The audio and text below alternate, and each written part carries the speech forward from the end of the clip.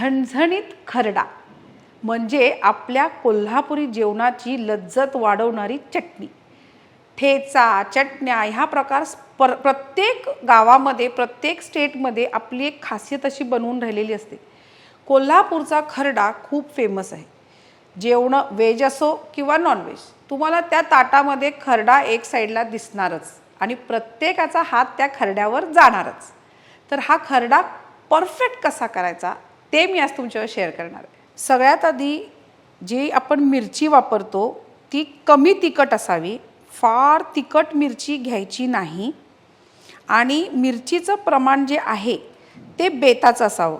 जर तुम्ही मिरचीचं प्रमाण जास्त घेतलं म्हणजे खरडा म्हटलं की तिखट आणि तिखट म्हटलं की हिरवी मिरची असं नाही करायचं।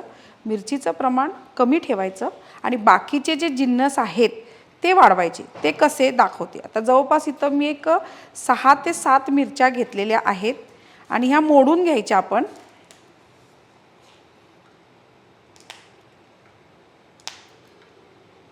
म्हणजे ही उडत नाही। नंतर ह्याच्यामध्ये लसूण जास्त प्रमाणात घालायचा, एक 15 पाकळ्या लसणाच्या।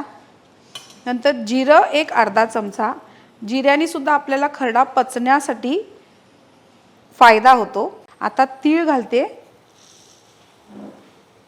तीळ चांगले एक अर्धी वाटी घातले असं समजा किंवा मोठे मोठे 2 चमचे तीळ घालायचं आणि भरपूर कोथिंबीर। आता ह्याच्यामध्ये तेल सोडायचं आपल्याला बाजूनी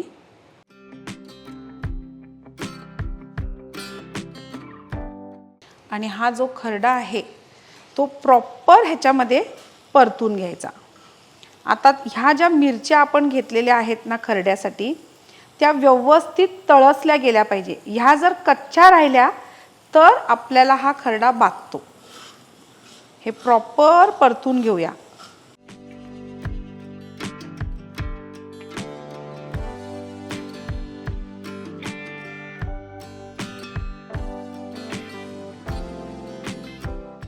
आता इथं बघा मी छान खरपूस असे हे तीळ भाजलेले आहेत। तीळ फडफडत आहेत, उडतायत म्हणजे आपले तीळ छान भाजले गेलेले आहेत।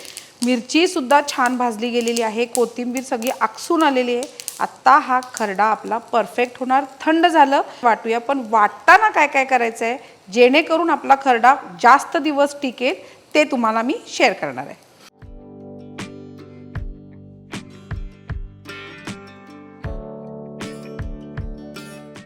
फ्रेश कोथिंबीर पण घालायची म्हणजे तळताना थोडी आणि थोडी जी आहे ती आत्ता।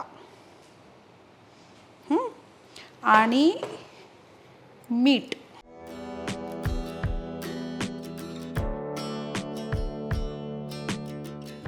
ह्याच्यामध्ये पाण्याचा वापर आपण करायचा नाही आहे। पहिला आपण हे छान असं स्मॅश करून घ्यायचं। मैं बोला ना, मैं मेरा कल्चर छोड़ा नहीं रे अभी।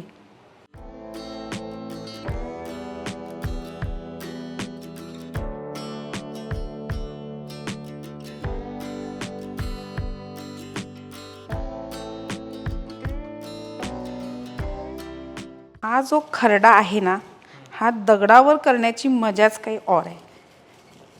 असा ठेचून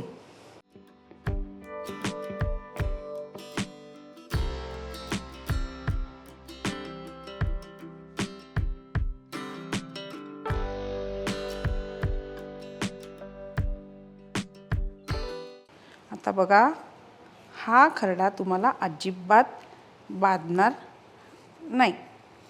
हा असा गोळा तयार करायचा आणि फ्रीजमध्ये एका काचेच्या बरणीमध्ये भरून ठेवायचा।